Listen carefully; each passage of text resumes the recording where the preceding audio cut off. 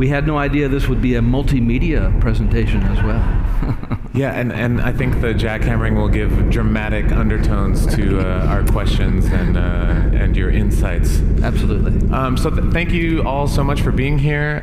John, it's a pleasure to be in conversation with you. Same here. And we're going to get to see some of John's images as we have our conversation.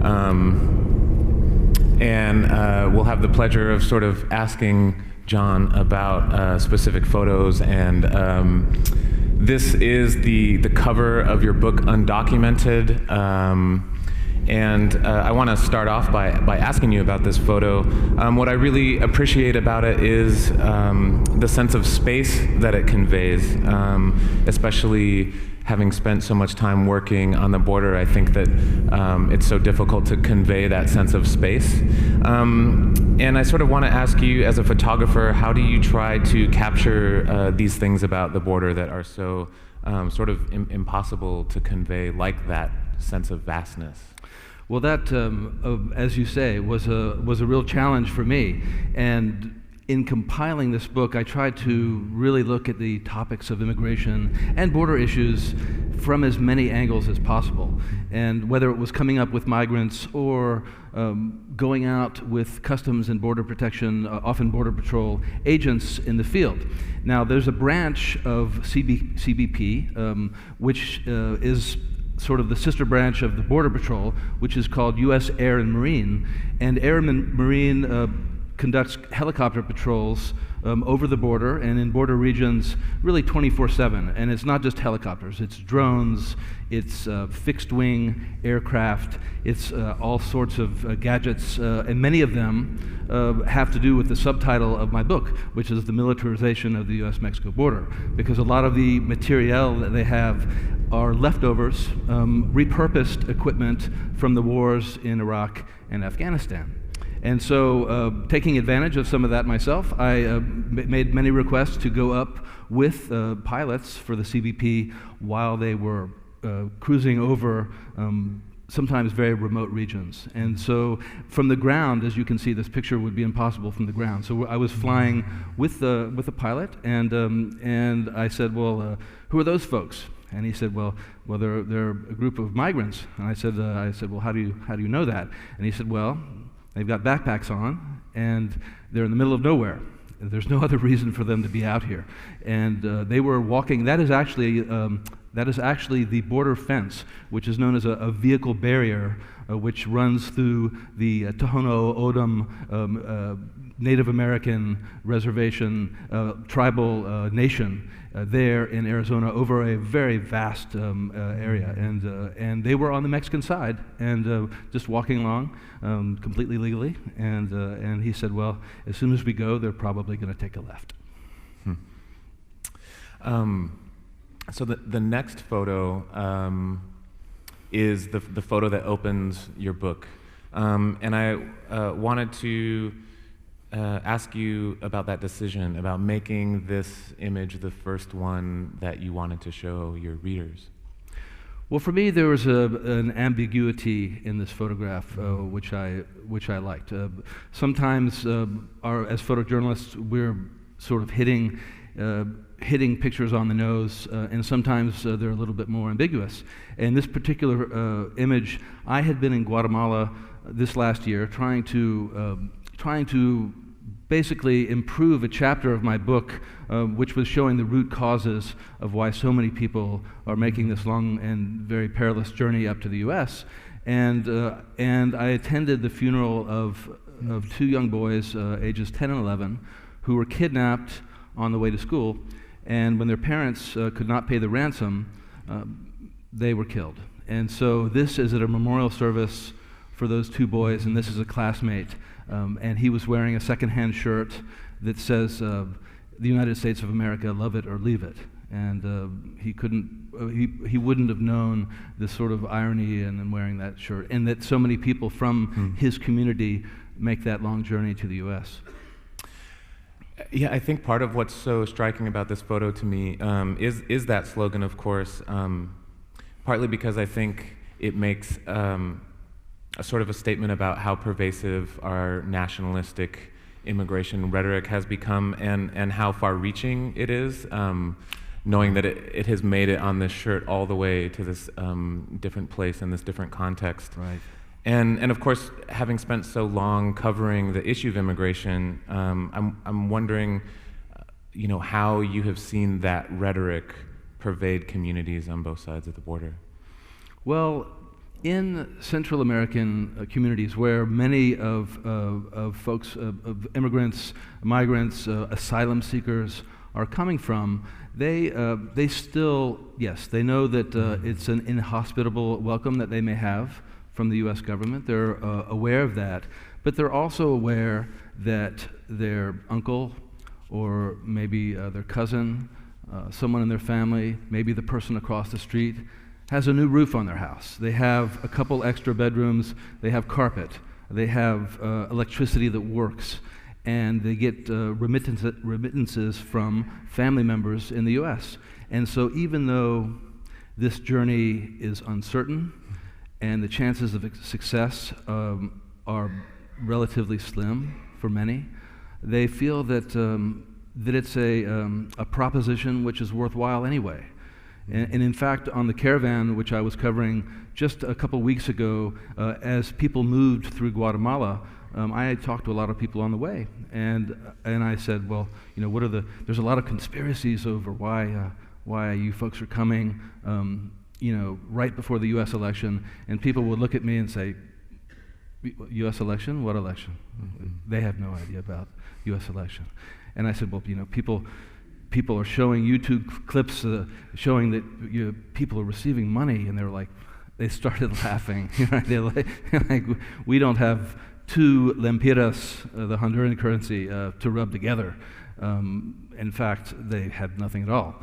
And the whole notion that people would leave and give up everything because they got a little tiny stipend to move north is, when you talk to people, they find it quite amusing. They probably said, "Show me the person who's handing out this money." Exactly. Yeah. Show myself. Me. Exactly. Introduce me to him, please. Yeah. But no, there was nothing like that, and certainly no sense of organization in the traditional sense. So I want to talk a bit more about some of the ways that place affects your work and how you carry out that work. As we heard in the introduction, as a photojournalist, you've covered sort of conflict and strife in all across the globe. Right. And so I'm wondering, after having spent so much time this past decade working along our border with Mexico, from the standpoint of your craft as a photojournalist, how do the U.S. Mexico borderlands compare to some of the other strife and conflict that you've covered around the world? Well, the border itself is there's lots of drama, as you know, that happens on the border, but the violence that is talked about so much is normally on the Mexican side. Yes, are there some incidences where that violence spills over onto the U.S. side of the border? Yes, of course there's some incidents. But El Paso, as you know, is one of the most safe cities in the United States. And it's right across from Ciudad Juarez, which is not one of the safest cities in Mexico, nor the world. And so why does that violence not spill over more? Simply because it's bad for business. The smugglers who bring people across also bring drugs across. And so an interruption in that trade costs them a lot of money. So it's not really worthwhile for them to be shooting border agents on a regular basis because it's just bad for business. So it's interesting the perceptions that many Americans have about the violence at the border compared to the reality, because it's not quite the same. Right, and of course the people who that violence affects most of all are the migrants and not agents or people living along the border. Exactly. Migrants who have to come up to Mexico, and we tend to concentrate mostly in this country on what's happening on the border. But truth be told, once asylum seekers or migrants in general who are coming from Central America or Mexico reach the U.S. border, they have passed already the most difficult part of their journey. For them, the real hell that they're facing is coming up through Mexico. And when I talked with someone just the other day in the caravan, actually no, it was in McAllen in the Rio Grande Valley of Texas, where I just came from. I said, "What was the toughest part of your journey?" And he looked at me and he was like, "Mexico." I was like, "Which part of Mexico?" And he was just like, "Mexico," the whole thing, because he had to deal not just with the gangs, not just with the elements, but also with members of the Mexican government, law enforcement on all sorts of levels, both local and federal. I want to ask a little bit about how you chose to structure the book, which, by the way, I highly recommend all of you purchase. The photos are really striking, and beyond the photos, I think there's really moving text that accompanies them, and essays from people other than just John. So you begin by bringing us to the places that you've been talking about, that so many of these people are fleeing, right? In Guatemala, Honduras, El Salvador, and the parts of Mexico that are most affected by the cartel violence that you've been telling us about. Right. So can you talk about what you saw in those places of origin, right? These places that people are leaving behind, and why you wanted to open the book with photographs of those places? Well, I thought that it was important to contextualize what we see at the border with why people come.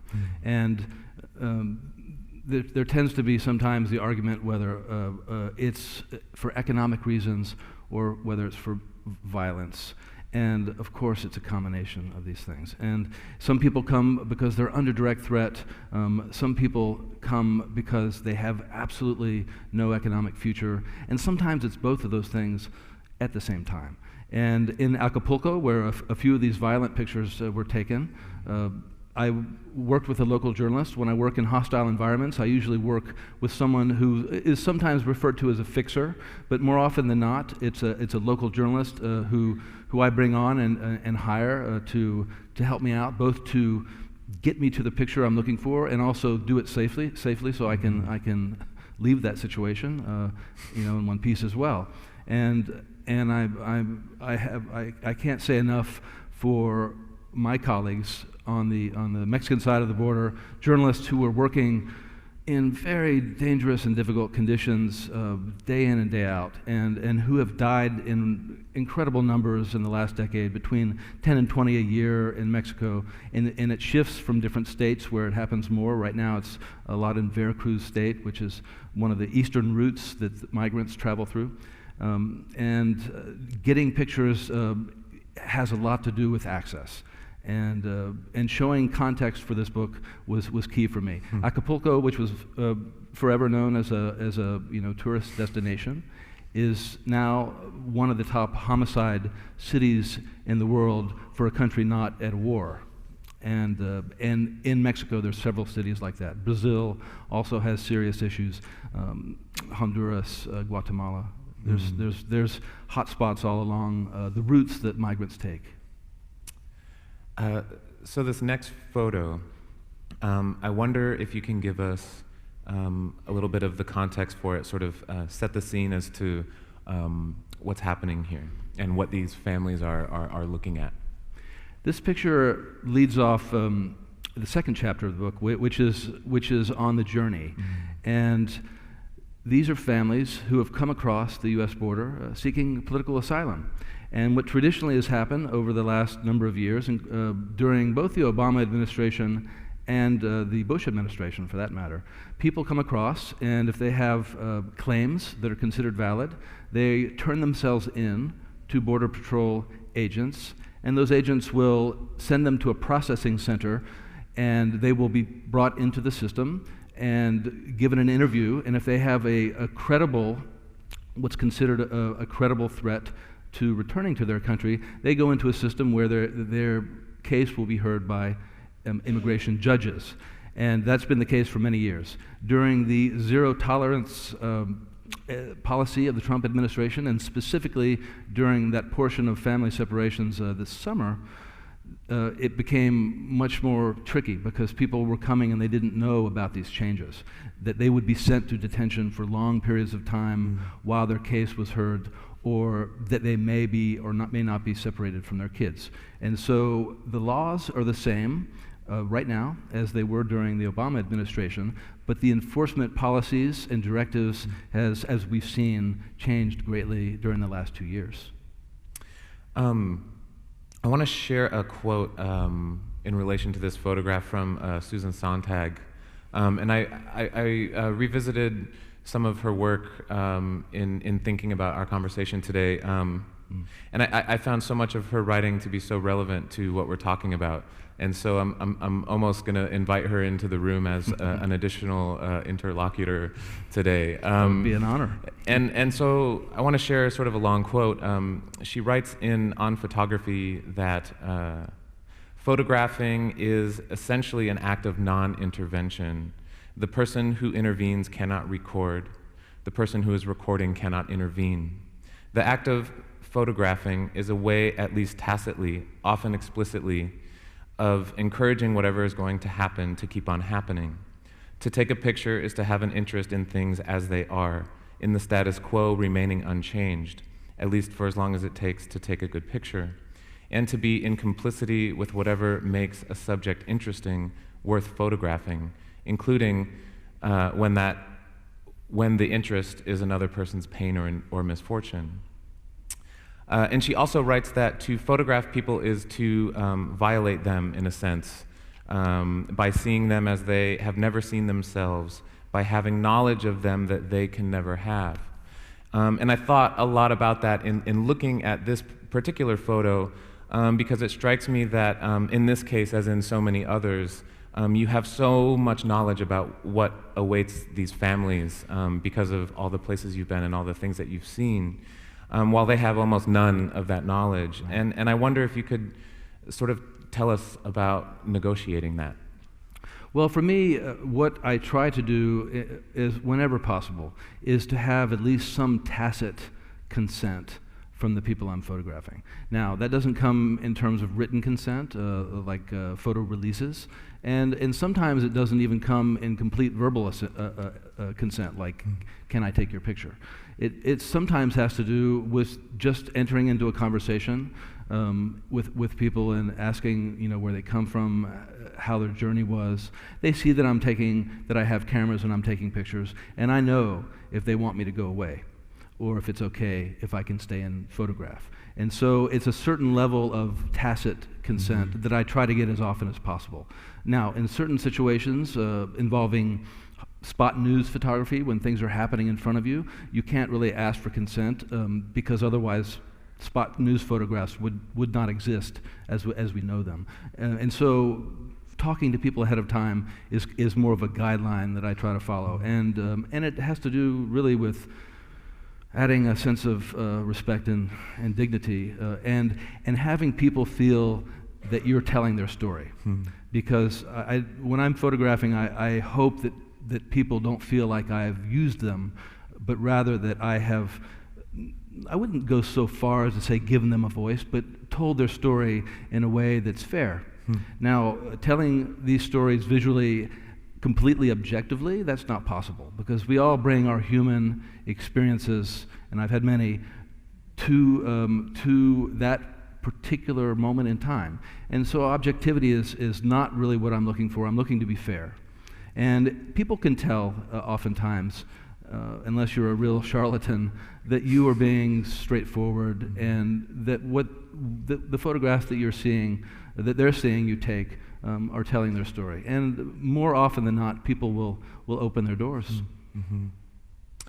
We'll see a couple images of that journey through the interior of Mexico that you were speaking about earlier. And I want to ask you specifically about La Bestia, which we can see here. Can you describe what La Bestia is for us? La Bestia, the beast, is a network of freight trains that move from southern Mexico in the state of Chiapas. They pass through the state of Oaxaca, Veracruz, and various places, including Mexico City, and then they branch off, some routes going towards western Mexico and some to the east with the border with Texas. And it's called the Beast because it's a monstrous way to travel. It's the quickest way, it's the freest way, it's the cheapest way, but it's also perilous because people climb up on top of freight train cars, and they ride not for an hour or two, they ride for 24 hours, then they may get down at a train station, the next freight stop, take a rest, maybe at a shelter, and then continue on their journey for very long stretches of time. And keep in mind, this is tropical heat, it's humid, and there's tree branches that are constantly sweeping over the top of trains. People fall asleep, they get brushed off, they fall into the trains, people die, they lose limbs. And bringing kids on top is especially even more perilous because trying to, keep a child in one place, a young child in one place, as a father of a young child myself, is difficult enough in the best of situations. But when you're zooming across through the countryside on the top of a train, it's even worse. So it's a tough way to travel, and gangs control often the train tops as well. And so they push people off if their smuggler has not paid the requisite fee as part of this whole organized crime syndicate. I was up on the train tops only for about 3 hours. I learned a skill which I never anticipated to know, how to jump on a moving freight train, and I don't expect to use that skill so often in the future. But I was only up for 3 hours, and I had water. And when I got down, I was weak in the knees, I'll put it that way. And so people who are taking these long journeys, I really feel for them. You mentioned the Migrant Caravan a moment ago, and I think one thing that a lot of people don't understand is that these migrants that make up the caravan, by coming together in such great numbers, are sort of finding a way to avoid some of the extreme dangers like these, right? Like riding La Bestia, like being subjected to these human smuggling networks, and sort of avoiding the exorbitant fees that come along with that. Yes. And so maybe you could just tell us, after seeing the caravan, and after having seen so many of the dangers that the people in the caravan are trying to avoid, what are your insights into that? Because of course you also mentioned all of the rhetoric that surrounds that, which has, of course, fallen off in recent days. I don't know why. Yeah, the election. It seems to have passed after the election, yes. Yes, I can address that. And people have come to me here in the U.S. and they're like, so all the money's coming from Soros. Wow, that's really quite a story. People came together. This caravan started with 100 or 200 people who decided from a community that they were going to come and do this thing. Because there was a caravan in April, as we know, so there was a model for it. So people decided to do this, and word got out on the local radio station that people were coming up. And it wasn't that 7,000 people decided they were going to go because it was organized ahead of time. It was that 6,800 of them, they heard that this group was coming, and folks had been thinking, oh, well, one day maybe I can afford a smuggler to make this journey. And they saw this group coming, and the advantage of the caravan is safety in numbers, but it's also free. You don't have to save up $10,000 for each of your family members. You just go. And so that's how people, you think, wow, how could someone decide in a couple hours to pick up and leave to another country and walk there? It's because people saw this happening and they thought, wow, this is our chance. If they're gone, then we're going to have to just, either we stay forever in this hopeless situation, or we save up money over years to get there. This is our chance. And so many people came wearing flip-flops. I mean, they did not come prepared for a long walk. And that's how it grew so quickly. Now, a lot of people have gone home because they realize that it's far too difficult a trek to make, especially with young kids.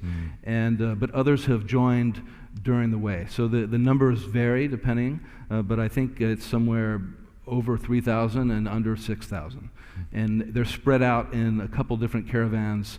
They try to meet up, they decide every night where they're going for the next day.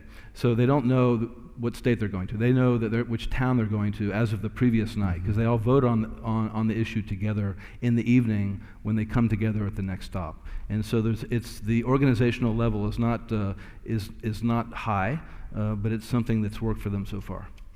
And I think it's almost inspirational to see that these people can come together to avoid so much of the dehumanization that happens along the way by coming together in those numbers and making those decisions together. It's true. Yeah. And whatever they may face on the U.S. border, you think, wow, why? Knowing what's awaiting them with all this military equipment and Border Patrol agents in riot gear, why would they still do it? It's because a lot of people are deeply religious, and there's many evangelicals as part of this group who really, really trust that God will deliver them when it comes to that moment of crisis, when it really gets tough. Then there will be a divine intervention, and they will manage to do it. And they have a lot of faith, and despite a lot of reasons to not have it, that they see every day. So sort of the next series of images that we'll see all sort of depict chase and capture. And there's so many images in your book, of which these are just a few, that sort of convey a sense of being hunted or of hunting, and also of confinement. Yes. And I'm wondering if you can talk about these imagistic themes in your work. Well, showing the vast border security network was a big part of this project for me.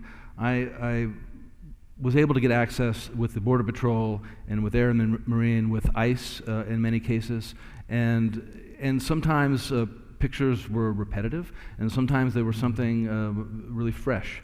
In the case of this photograph here, you see this couple handcuffed after being detained near the Tamaulipas, U.S. Mexico border. They had been running from a group of Border Patrol agents that were on the ground with a canine unit, and also with a helicopter in the air that was spotting them and coordinating with Border Patrol agents on the ground. And so they had a frantic chase that led them to a grove of mesquite trees, and they were under some thorny branches when, sweaty and dirty and exhausted, when the Border Patrol agents with the dogs caught up to them. And they brought them out of the brush, and it was a very sad scene. And it was getting dark, and I had just a couple frames. In fact, this is the only one that was in focus of that particular scene. And I wasn't able to talk with them. Often when I'm photographing on what's called a ride-along with the Border Patrol, I'm not allowed to do interviews as a photographer. I can really only take pictures. I'll ask where people are from oftentimes, but I'm not really allowed to talk to them and do big interviews. And so I always wonder with this frame, did they leave their country together? What did they see on the way? Did they even know each other before this desperate chase, this ultimately futile chase from Border Patrol agents? And was she comforting him, stroking his hand of a stranger, or had they been together for years? These questions I don't have the answers to, and I always wonder myself. There's also some images of death in your book, some of which we've already seen on the sort of on the south side of the border, but there's also images of death that occur on the north side of the border in the United States. And I heard you say in another interview once that sort of one of your principal goals as a photographer is to humanize the issue of migration for people. And so I wonder if you could talk a bit about how you try to do that, especially when faced with the issue of migrant deaths, both in the deserts on our side and in the journey to get here. Well, part of the difficulty in approaching this topic in general is showing the level of of desperation and suffering that causes people to take such risks. And these photographs from the U.S. Mexico border were some of them hard to take. I have photographs in the book of personal effects that were left and collected at the Pima County Forensics Medical Examiner's Office, which is in Tucson. And they try to match up the DNA from people who are found in the fields who died on the way with DNA that gets sent up from consulates from families who are desperate to know whether their loved ones made it or not. And trying to photograph that in a way that that brings some dignity to the situation was a big challenge, and in a way that and I keep trying to do it over time. And so many people, because of, it's worth noting that although you'll hear oftentimes that the border security is terrible, there's not border security, it's porous. The border is more secure now than it's ever been in its history. There have been, since 2007, I believe, there was a big buildup. The Border Patrol went from a much smaller force to over 20,000. And so there's so many more agents and so many more ways to detect people coming across. And that, of course, causes, and you've written about this before, I know, it causes people to take much more distant routes through remote places. And that could be in the desert, where this grave can be found, in a cemetery of John Doe's, and also in Texas, because once people cross the border, they still have to make it past checkpoints on the main highway. So, for instance, in a place called Falfurrias, Texas, which is a big Border Patrol checkpoint, they have to physically walk around the checkpoint, and if they're intercepted by Border Patrol agents on the way, they'll scatter. And so people become very disoriented in this ranch land where it all looks the same. And it doesn't take long before they're in trouble, because without water you don't last very long there. As a sort of inverse to that same question, I want to ask about the idea of institutions as being the subject of many of your photographs as well. Because, as you mentioned, the subtitle of your book is Immigration and the Militarization of the U.S. Mexico Border. And of course, institutions are the driving force of that militarization and all of its outgrowth. So there's the Border Patrol, there's immigration courts, there's detention centers. Right. But obviously, of course, institutions are comprised of individuals. And so I'm interested in how you try to balance the tension between sort of these structural power and culture issues of institutions versus the people that make up those institutions, and then those that become ensnared in them. Well, everyone, it's interesting, all the different organizations involved with Homeland Security under a big umbrella of Homeland Security. Yes, they're all supposed to cooperate and work together, but they all have different hierarchies, they all have different bosses. They all have slightly different objectives, and they work together to some extent, but they all report to someone differently. So I have to work within various different organizations that have very little to do with each other than vaguely have to do with Homeland Security. So ICE, their protocols, their public relations, public affairs officers that I deal with are very different from the Border Patrol, and even the Border Patrol sectors. You know, if you're talking with the chiefs for the Tucson sector in Arizona, if you say, yeah, I was down in the Rio Grande Valley in Texas this last week, and they'll look at you and they don't want to talk about the Rio Grande Valley. That's a whole different group of guys. Because people, like with the military, people get compartmentalized, and they think about their group. And so I work with various units, various different groups, and I try to maintain relationships so that they know that I'm being fair. And they won't necessarily like every photograph that I take, sometimes not at all, but as long as my captions are accurate and straightforward, I can continue getting access. Just this last week when I was down on the Texas-Mexico border and photographing the troop deployment there and this forward operating base which they're building there on the Texas-Mexico border, although the caravan has just announced that they're actually going towards California.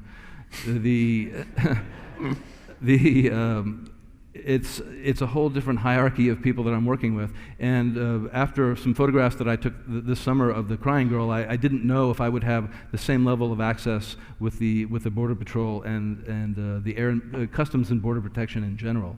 And it turns out that I do, because they realized that they recognized that I'd been photographing them for a long time. And even though that picture caused them all sorts of grief, it was an honest picture, and although it may have been represented in some other areas, not in the original context, they knew that I was honest in the photography. And so there is a certain honor in that system, in that if you're fair, if they believe you're fair, you get to come back.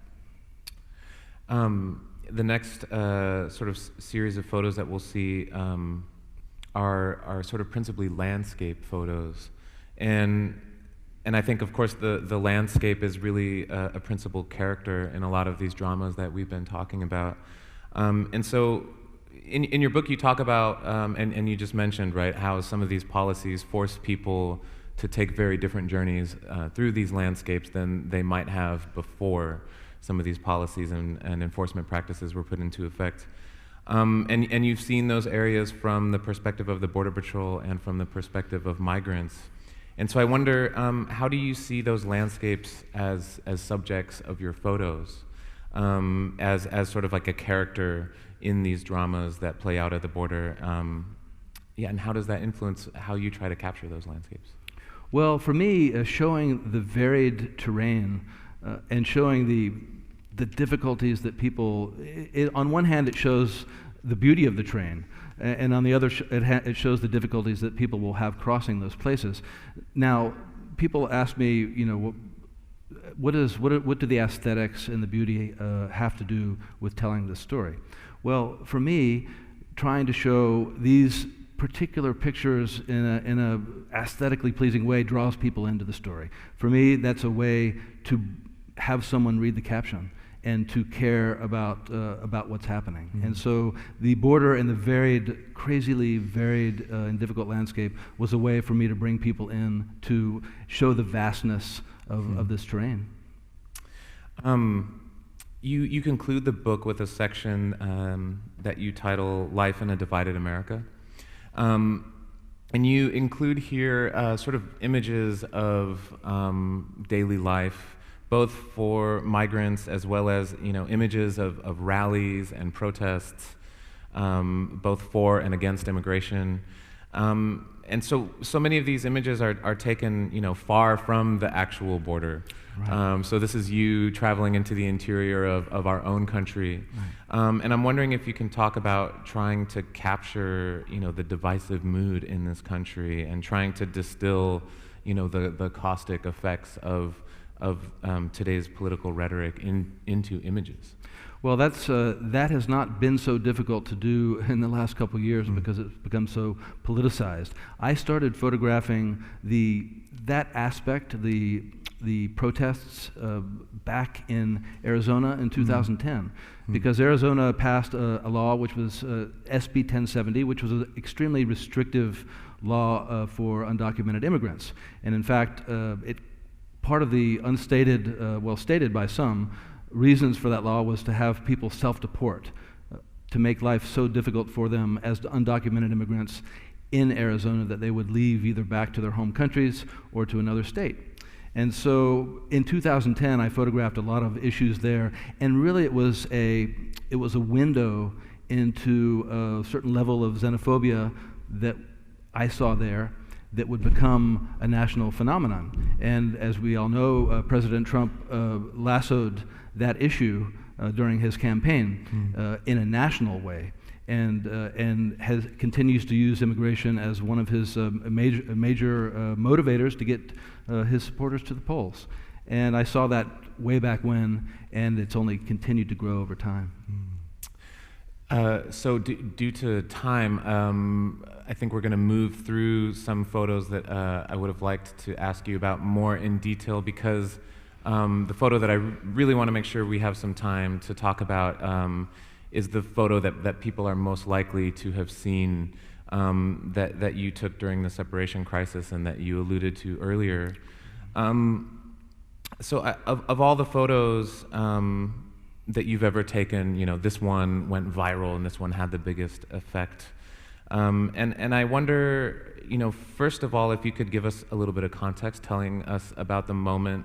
You mentioned it a little bit, but also telling us about what it was like to take that picture, because you mentioned earlier that you are the father of a small child as well.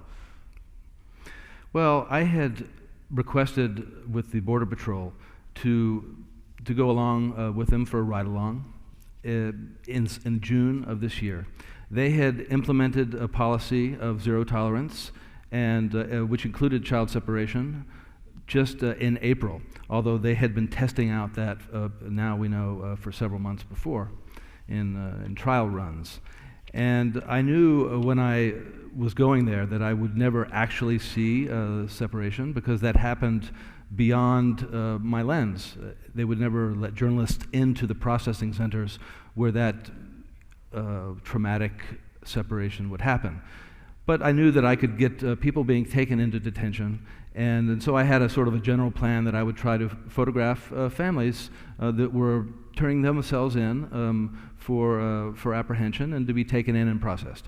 And that evening I was with a Border Patrol agent, and he, a public affairs agent, and he gave me a choice. There were some various things that came across the radio. He said, look, there's a bailout over here, and there's some family arrivals over there. He said the bailout's really interesting. Let's go there. And a bailout, for all of you who would know what a bailout is, a bailout is when a vehicle is being chased by the Border Patrol, and for instance a pickup truck, and that vehicle will stop suddenly, and everyone will jump out and scatter, whether they're undocumented immigrants or whether they happen to be involved in the drug trade. And the Border Patrol agents loved to be part of that pursuit, and they will go in, and it's a big chase, and it's exciting. And I was like, the bailout's kind of interesting, but all these families coming across, what do you say we go over there? And so the public affairs agent, I could see, was deflated. He was like, oh, okay, well, take you over there. And so we went over and went by the river, and I could see rafts coming across with people. About a half a dozen, and it was very dark. It was a moonless night, and they came across, and I could hear people coming up through the brush, through the woods, towards a dirt road. I could hear a child crying. There were people crunching through, trying to find their way. And then we went back out on the road, this agent and I, and there was a group of women and children, about 20. And they started, he called in for reinforcements, a transport vehicle, and some other agents came. And one by one, they had people remove their personal items, whether they be wallets or passports or jewelry or shoelaces, all the things that they collect and put in a Homeland Security bag, and that goes in with them. But they're not allowed to have those possessions until much later. And they would body search everyone in turn before loading them into a vehicle. And when I spoke briefly with this mother holding the little girl, and she said she was from Honduras, and they'd been traveling a month. And if they'd been traveling a month, that's a long month on the road. And the mother was reluctant to put her child down, because she just knew what would happen. And the official was insistent, you have to put the child down. And so she did, and the girl started crying. And I have a series of maybe 6 pictures of that scene where the little girl's on the ground. I took a knee to get on her level, and photographed, and it's an emotional scene. And I had no way to know if they would be separated or not, and I was clear about that in the caption, that they might be, they may not be.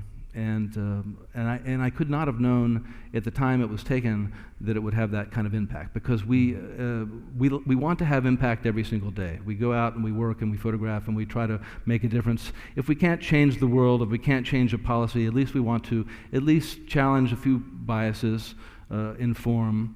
And I could not have known that it would touch so many people. Mm-hmm. And a few days later, it ran as the front page of the New York Times, and then it quickly was picked up on social media, and a lot of people saw it. And sort of as a final question, and then we'll open it up to audience questions, and we should have about 10 minutes for that. One final question about this photo, because after this photo went viral, the image of this girl was used on the cover of Time magazine, and as you mentioned, it sort of became a symbol of this entire issue of family separation.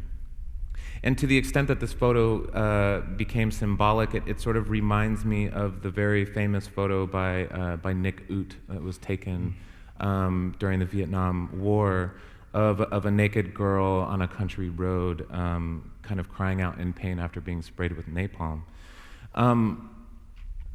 And Susan Sontag, to sort of bring her back into the conclusion of our conversation, writes that photo probably did more to increase the public revulsion against the war than 100 hours of televised barbarities. And so it strikes me that when a photo becomes a symbol, it sort of becomes severed from the intentions of the photographer that you may have had in taking it, and severed from the experience and the lived reality of the actual person at its center, or in this case, of the people, the mother and her child. So I wonder what sort of life you would maybe wish for this photo moving forward, and how you might wish for people to hold the reality of this girl's life in their mind as they continue to return to this image for years to come, because I do think that this is an image that people will continue returning to. Well, for me, when I photograph, I never know if a picture of mine is going to be iconic or not. I've done this long enough where I've had numerous pictures that have stood out over time. I thought at the time, and I hope it will remain the case, that this photo will be a symbol, a humanization, a face to the zero tolerance policy of the Trump administration. And when I found out a week later that she had not been separated from her mother, I was so relieved, and I was so relieved. And I've been in touch with them, been in touch with the mother ever since. And I can't talk so much about her story because I want to be careful not to intervene and spoil her asylum process, and so I'm treating it very carefully. But she, that little girl, that was just a moment that was very emotional for me too. And I think that the still image is one that can remain in our minds. Video is fantastic, and I shoot video, and video is very important as a media, but the still image has a certain power that continues through the history of photography. And when the picture appeared in Time magazine, it appeared as a photo illustration. Now, as a photojournalist, any photojournalist, not just me, would always want their photographs to be used exactly how they were taken, uncropped with the exact caption information, intoned the way that we originally do them. And would I have preferred that? Certainly. But Time magazine used it as a photo illustration, and that was their right to do so. It's worth noting that traditionally, when art directors do photo illustrations for magazine covers, they know that people are going to flip over the cover and see photo illustration inside. Well, the way people consume media now, on their phones, they see it and they flip through, and they don't read, they don't necessarily see the caption. So it's worth probably rethinking the idea of photo illustrations in 2018 because people consume media in such different ways. But I think this photograph, I hope that it will stand the test of time as a symbol of immigration enforcement in this particular time in history. So now we do have some time for some audience questions, and I think we have a microphone that's floating around, so if you raise your hand, the microphone will be brought to you. And I'll let the microphone holders do the difficult task of choosing who gets to ask the question so that I don't have to. We have a question towards the back. Hello. You said something in the beginning, my name is Tatiana, and you said something in the beginning that I really think is very important, and is being fair to the story. and that you want to tell this story. And I was wondering if during that photography process, you sort of went back a little bit in the history of why these countries happen to be in such a dangerous situations. Because oftentimes the public, and especially this current administration, ignores the fact that the United States has been directly involved in military interventions, directly financing them, and instead of being angry at these people, sort of like taking as a social responsibility that we have to them. I wonder if you sort of like included these images of these military interventions to educate the public on that. Well, you're absolutely right. The U.S. has had involvement, and not always in a positive way, in many of the countries that people are fleeing. In Honduras in 2009, the U.S. supported a coup there, which has, if not direct, certainly indirect bearing on the number of Hondurans that are coming up now, and that coup was during the Obama administration. So there have been missteps, not just, well, to characterize what's happening now as missteps with the Trump administration is probably not the right way to characterize it. But there have been missteps for many different presidential administrations in the U.S. And what's happening now in terms of immigration, there is a directly corresponds to both local events in these countries that are specific to every different country, including the aftermath of the civil wars in the 80s, which the U.S. was very much involved in a proxy way. There's a direct line between those things and what we see today. There's no doubt about it. Let's have another. We have another question in the back. Hi, I wonder if you could address how you confront the challenge in this time when truth seems to be something that is not valued by a lot of people. And additionally, when so many people have access to technology that can adulterate the truth that is in your photographs.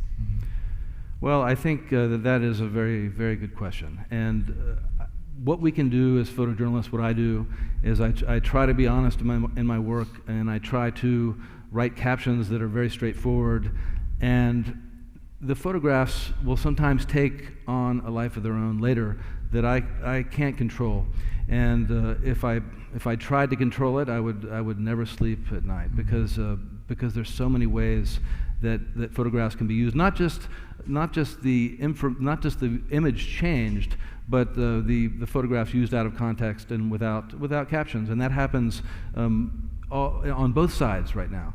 For instance, the Migrant Caravan is a real phenomenon and worth covering. When I was down there, I tried to photograph a lot on individuals and telling their stories, and a little bit less in photographing just the sheer numbers all at once, knowing that those pictures would have a political value for one side here in this country. So I tried to do it with some variety that would get more to the heart of the story. Now, in terms of controlling all those images later, the best I can do is talk about them when asked in interviews, and if we get it right in the first place, and this is important, the fact that photographs and video can be altered so much makes it, or if a mistake is made by the journalist originally with a caption, trolls will come after you immediately, and they come hard.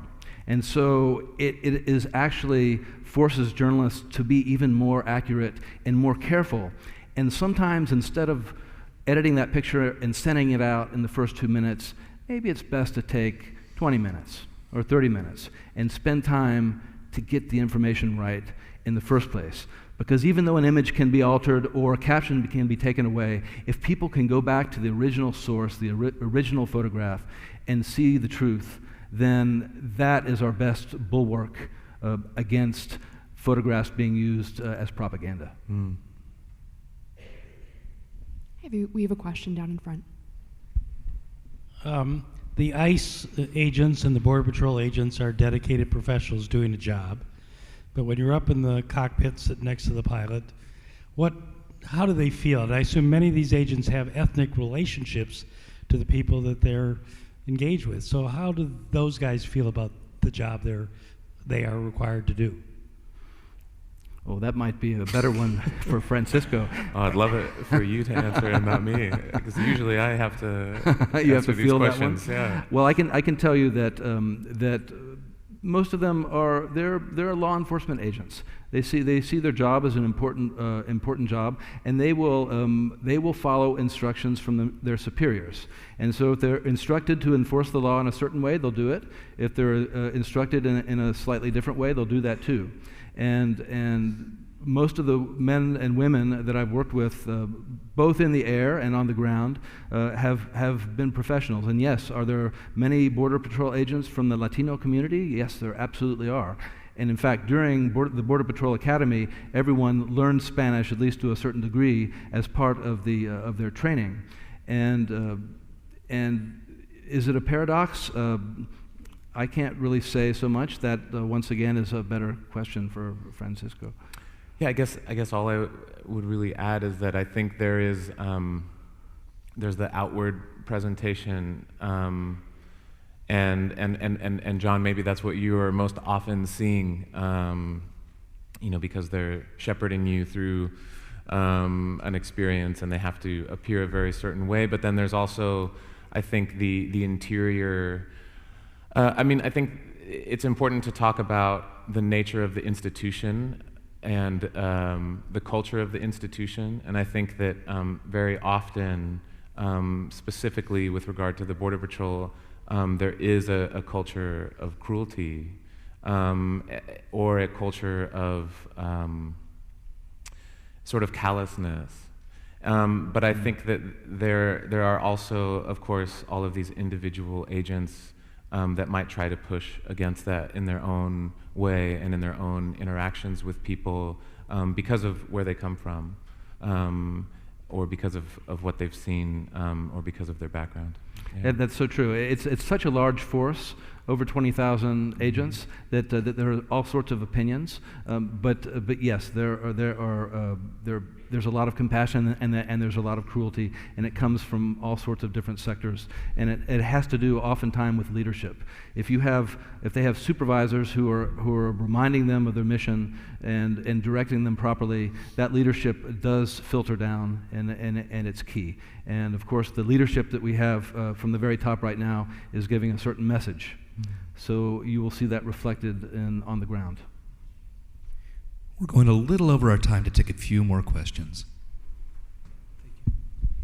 In Honduras, there have been cases of complicity between politicians, the military, and the police with drug dealers and extortionists.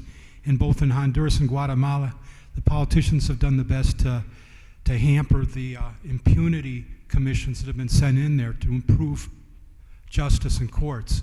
Now, why isn't there more awareness of this? Instead of calling the caravan disease-ridden and riddled with MS-13, why isn't there more looking behind the reasons that people are migrating and are so desperate? Well, I think that going into those reasons is key. I fully agree that should happen more. I try to do it as much as I can because I focus on immigration issues, not exclusively, but almost exclusively in recent years. And sometimes that story is a little more complicated for broadcast media, where stories have to be boiled down to a minute of airtime or less. And so there is a reluctance, I think, to get really into the weeds on some of the core causes of why people leave, because it's a harder story to tell.